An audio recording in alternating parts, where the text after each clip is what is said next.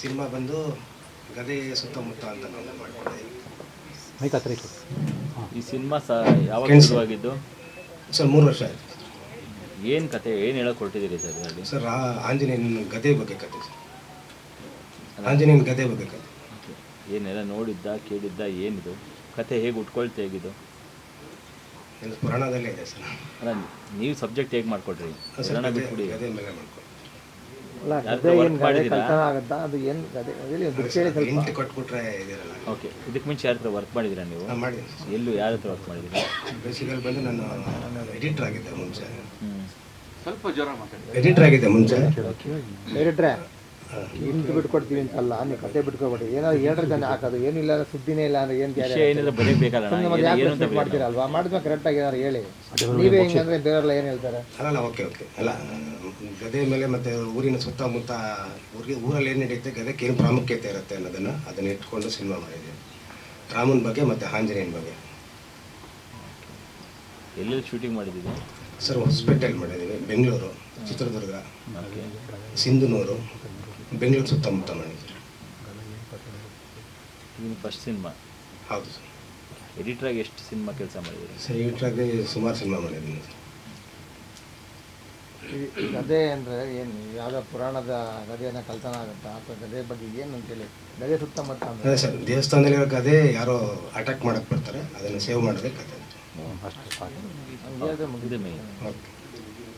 Technicians ಬಗ್ಗೆ ಹೇಳಿ. ಯಾರು ಟೆಕ್ನಿಷಿಯನ್?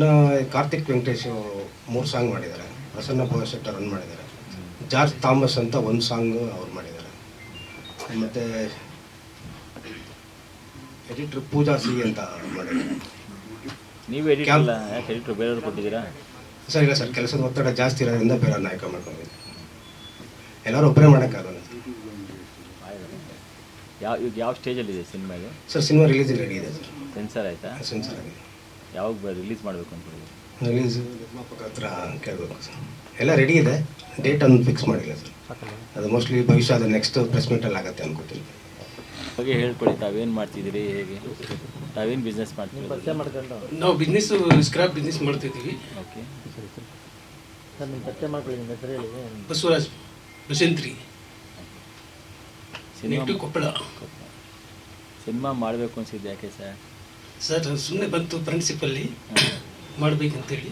ಓಕೆ, ಇದು ಕಲಾವಿದರಿಗೆ ಬೆಳೆಸ್ಬೇಕಂತೇಳಿ, ಓಕೆ, ಕನ್ನಡ ನಾಡಿಗೆ ಹೆಮ್ಮೆ ತರಬೇಕಂತೇಳಿ ಮಾಡಿದ್ದೀವಿ ಸರ್. ಓಕೆ, ನೀವು ಆ್ಯಕ್ಟ್ ಮಾಡಿದ್ದೀರಾ ಸರ್? ಸರ್ ನಾನು ಆ್ಯಕ್ಟಿಂಗ್ ಮಾಡಿಲ್ಲ, ನಮ್ಮ ಬ್ರದರ್ ಅವ್ರು ಮಾಡಿದ್ದಾರೆ. ಓಕೆ, ನಿಮ್ಮ ಬ್ರದರ್ಗೋಸ್ಕರ ಸಿನಿಮಾ ಮಾಡಿದ್ದೀರಿ? ಹಂಗೇನಿಲ್ಲ ಸರ್, ಕಲಾವಿದರಿಗೋಸ್ಕರ ಮಾಡಿದ್ದೀನಿ ಸರ್. ಸಿನಿಮಾ ನೋಡಿದ್ರಾ ಸರ್ ನೀವು?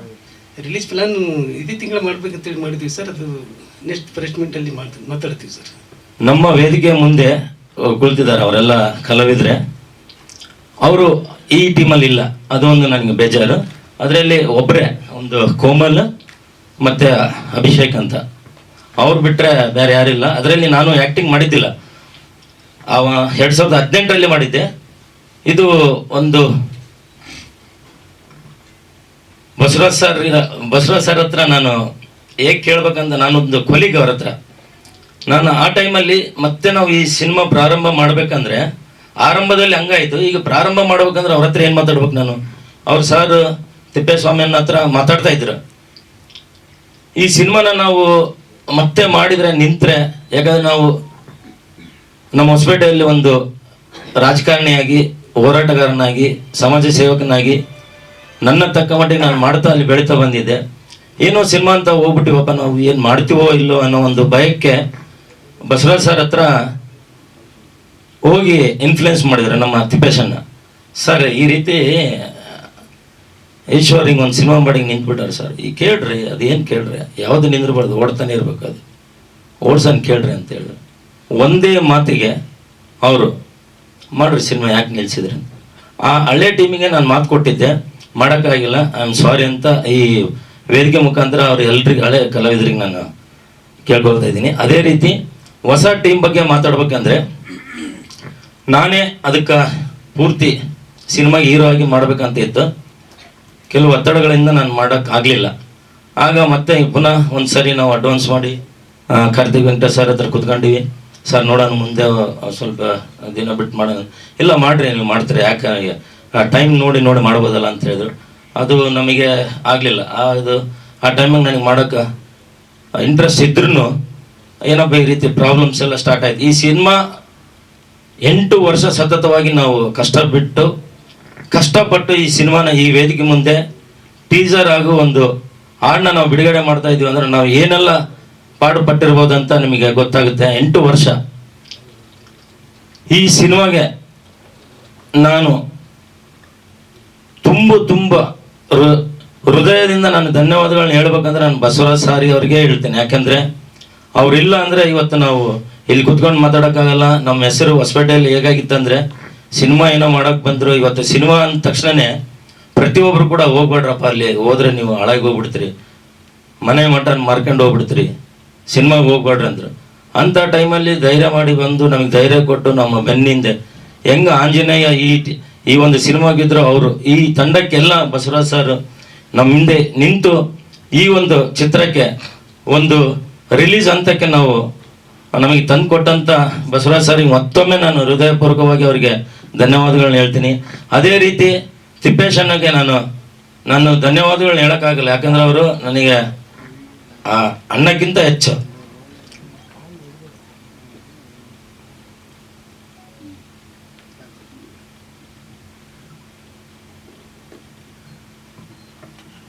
ಏಳೆಂಟು ವರ್ಷಗಳ ಹಿಂದೆ ನಮ್ಮ ತಂದೆಯವರಿದ್ದಾಗ ಅವರು ನನಗೆ ಚಲನಚಿತ್ರ ಮಂಡಳಿಗೆ ಹೋಗಿ ಉಮೇಶ್ ಬಂಡ್ಕರ್ ಸರ್ನ ಮೀಟ್ ಮಾಡಿಸಿ ಅವರಿಂದ ಹೌದು ಸರ್, ಅವರು ಪತ್ರಕರ್ತರು ಶಿವಕುಮಾರ್ ಬೋಲ್ಶೆಟ್ರ್ ಅಂತ. ನಾನು ARMN ಮ್ಯೂಸಿಕ್ ಕಾಲೇಜಲ್ಲಿ ಮ್ಯೂಸಿಕ್ ಪ್ರೊಡಕ್ಷನ್ ಕೋರ್ಸ್ ಮಾಡಿ ಸರ್ನ ಮೀಟ್ ಮಾಡಿದ್ದೆ, ತಂದೆ ಅವ್ರದ್ದು ಆಪ್ತ ಮಿತ್ರರು.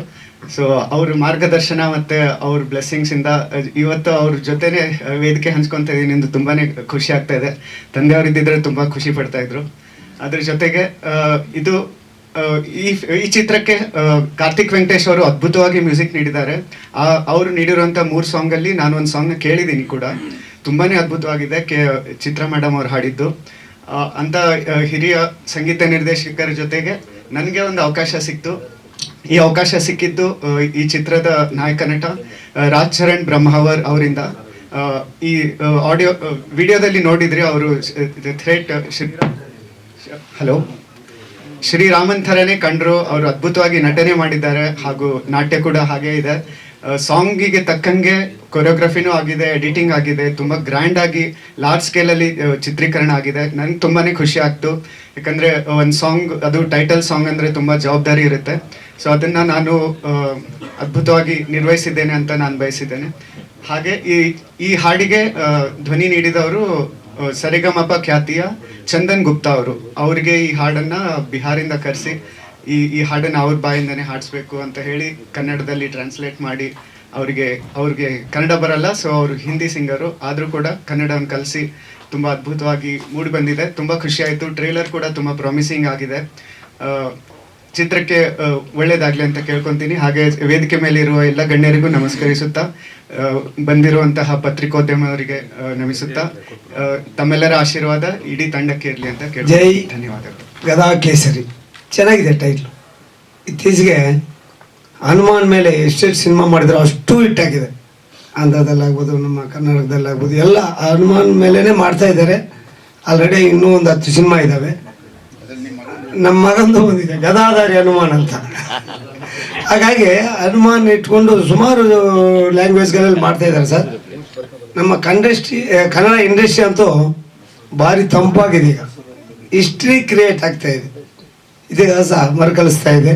ಇವತ್ತಿನ ದಿನ ಇಂಟರ್ನ್ಯಾಷನಲಲ್ಲಿ ನಮ್ಮದು ಪ್ಯಾನ್ ಇಂಡಿಯಾ ಲೆವೆಲಲ್ಲಿ ಎಲ್ಲೋ ಮಟ್ಟಕ್ಕೆ ಕೊಂಡೊಯ್ತಾ ಇದೆ. ನಮ್ಮ ಕನ್ನಡ ಡೈರೆಕ್ಟರ್ಗಳಾಗ್ಬೋದು, ಕನ್ನಡದ ನಿರ್ಮಾಪಕರಿಗಾಗ್ಬೋದು. ನಮಗೆ ಇಂಡಸ್ಟ್ರಿ ಬಗ್ಗೆ ಇವತ್ತಿನ ದಿನ ಹ್ಯಾಪಿ ಆಗಿದ್ವಿ, ಫುಲ್ ಖುಷಿಯಾಗಿದ್ವಿ. ಯಾವತ್ತೂ ಇರಲಿಲ್ಲ ಇಷ್ಟು ವರ್ಷದಲ್ಲಿ ಇಷ್ಟು ಅಮೌಂಟ್ ಗಳಿಸಿರೋದಾಗಲಿ ಈ ಥರ ಆಗಿದೆ ಸರ್. ನಮ್ಗೆ ಸಂತೋಷವಾಗಿದೆ. ಇಂಥದ್ರಲ್ಲಿ ಗದಾ ಕೇಸರಿ ಚೆನ್ನಾಗಿ ಆಗಲಿ. ಹೀರೋ ಅಂತೂ ಹೊಸಬ್ರು ಅಂತ ಅನಿಸಲ್ಲ, ಚೆನ್ನಾಗಿ ಮಾಡಿದ್ದಾರೆ. ಇರೋದು ನೋಡಿದ್ವಲ್ಲ, ಸ್ವಲ್ಪ ಮಾತ್ರ ನೋಡಿದ್ವಿ, ಚೆನ್ನಾಗಿ ಮಾಡಿದ್ದಾರೆ. ಅವರು ಚಿತ್ರತಂಡ ಎಲ್ಲರಿಗೂ, ನಿರ್ಮಾಪಕರಾಗ್ಬೋದು, ಅವ್ರ ನಾಯಕ ನಟರಾಗ್ಬೋದು, ಎಲ್ಲರಿಗೂ ಒಳ್ಳೇದಾಗಲಿ, ಒಳ್ಳೆ ಹಣ ಗಳಿಸಿ, ಹೆಸರು ಗಳಿಸಲಿ ಅಂತೇಳಿ ಈ ಮೂಲಕ ನಾವು ಕೇಳ್ಕೊಳ್ತಾ ಇದ್ವಿ. ನಮಸ್ಕಾರ ಸರ್, ನಮಸ್ಕಾರ.